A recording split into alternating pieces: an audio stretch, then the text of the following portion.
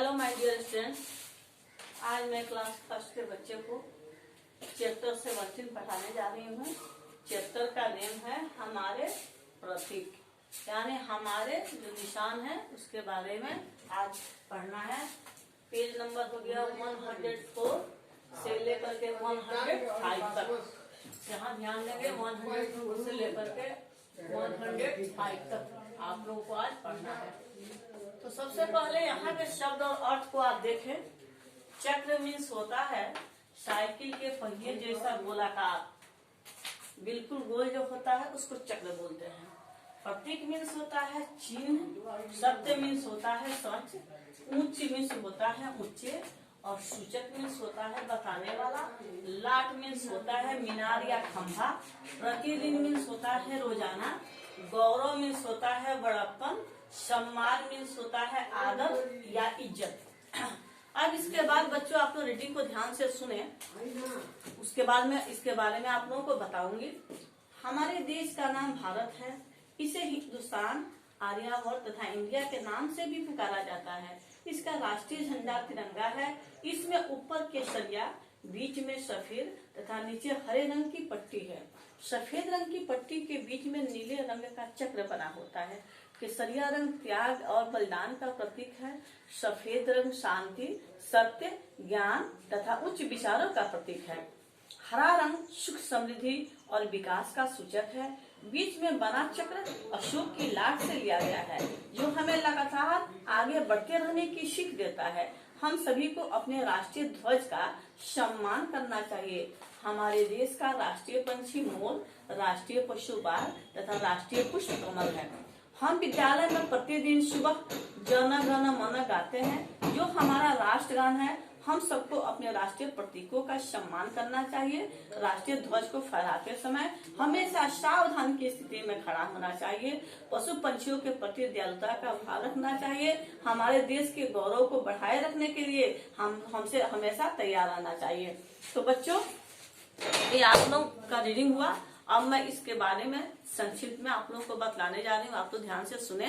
देखिए, ये हमारे देश का नाम भारत है, सब कोई जानता है। तो भारत का नाम आर्यावर्त भी है और हिंदुस्तान भी है और इंडिया भी है। इसके ये सारे नाम है भारतवर्ष के। ये भारतवर्ष राजा भरत के नाम पर, बालक भरत के नाम पर भारतवर्ष का नाम भारत पड़ा। बच्चों, दूसरी बात है कि इसका राष्ट्रीय झंडा जो है, हमारे देश का राष्ट्रीय झंडा तिरंगा है। तिरंगा यानी 3 रंगों का है, और ये रंग है, सबसे ऊपर रंग है केसरिया, जो त्याग और बलिदान का प्रतीक है। बीच में सफेद है, जो हमारे सत्य और सादगी का प्रतीक है, और सबसे नीचे हरा रंग है, जो हमारी हरियाली, समृद्धि, देश की हरी भरी दुनिया, खुशहाल दुनिया के लिए ये प्रतीक है, इसका निशान है। तो बच्चों, ये हुआ हमारे प्रतीक तीनों चिन्ह। उसके बाद जो है बच्चों, आगे हम लोग देखेंगे कि हमें राष्ट्रीय ध्वज का सम्मान करना चाहिए। हमें जब स्कूल हम पहुंचते हैं तो वहाँ पे राष्ट्रगान जो गाया जाता है, जन गण मन जो गाया जाता है, ये हमारे देश का राष्ट्रगान है, जिसको गाते समय हमें एकदम सावधान स्थिति में खड़ा रहना चाहिए। बिल्कुल स्ट्रिक्ट होकर के ये गाना गाना चाहिए।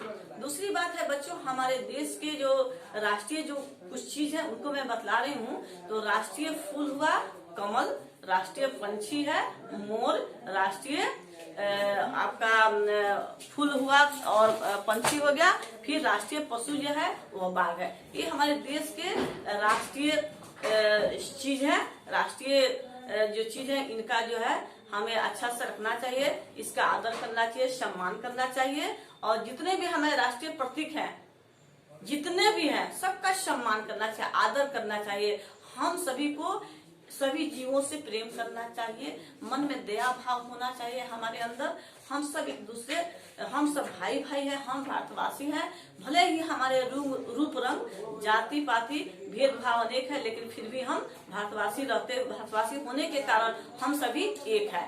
तो बच्चों, आप लोगों का इस चैप्टर के साथ साथ ही आपका सिलेबस भी कंप्लीट हो गया।